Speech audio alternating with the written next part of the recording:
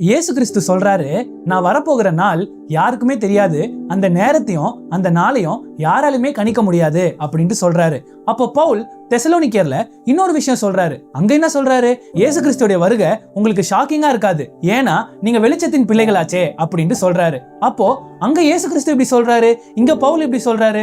அப்ப நம்ம எதை எடுத்துக்கிறது அப்படின்ட்டு கேட்டீங்கன்னா, இயேசு கிறிஸ்து என்ன சொல்ல வந்தாரு? அந்த நாளையும் அந்த நேரத்தையும் கணிக்க முடியாது, ஆனா அந்த காலகட்டத்தை அறிய முடியும் அப்படின்ட்டு பவுல் சொல்றாரு. இதுக்கு நான் ஒரு எடுத்துக்காட்டு சொல்றேன். நம்ம தமிழ்நாடு மக்களுக்கு அக்டோபர், நவம்பர், டிசம்பர் ஆனாலே கொடையை எடுத்து நம்ம பையில வச்சுப்போம். ஏன்?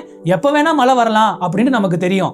ஏன்னா அது மழை காலம். என்னைக்கு மழை வரும் அப்படின்ட்டு சொல்லிட்டு வராது, திடீர்னு வந்துடும், திடீர்னு வராமையும் இருக்கும். ஆனா எப்பயுமே நம்ம ஆயத்தமா தானே இருக்கோம். என்னைக்காவது கொடையை வெளியே வச்சிருக்குமா? இல்லையே. அதே மாதிரி தாங்க இயேசு கிறிஸ்து என்னைக்கு வருவாரு அப்படின்றது தெரியலனாலும், இந்த காலம் அவருடைய வருகையின் காலம் அப்படின்றத நம்ம புரிஞ்சுக்கிட்டு தினமும் நம்மளை ஆயத்தப்படுத்திக்கணும். ஒவ்வொரு நாளும் நம்மள ஆயத்தப்படுத்திக்கணும். அந்த 10 கன்னிகைகளுடைய கதை உங்களுக்கு ஞாபகம் இருக்கா? அந்த 10 கன்னிகைகள்ல 10 பேருமே பரிசுத்தமா தான் இருந்தாங்க. ஏன்னா கன்னினாலே பரிசுத்தத்தை தானே குறிக்குது. அந்த 10 பேருமே பரிசுத்தமா இருந்தாலும் ஆயத்தமா இருந்த 5 பேர் தான் மணவாளனோட போனாங்க. அதே மாதிரி தாங்க நாம பரிசுத்தமா இருந்தா மாத்திரம் பத்தாது, நாம ஆயத்தமா இருக்கணும். அதனால இயேசு கிறிஸ்து இந்த பூமிக்கு திரும்பி வரத்துக்குள்ள நாம பரிசுத்தமாவும் அவருடைய சித்தத்தை செஞ்சு அதன் மூலமா ஆயத்தமாவும். இதை குறித்து சிந்தித்து பாருங்களேன்.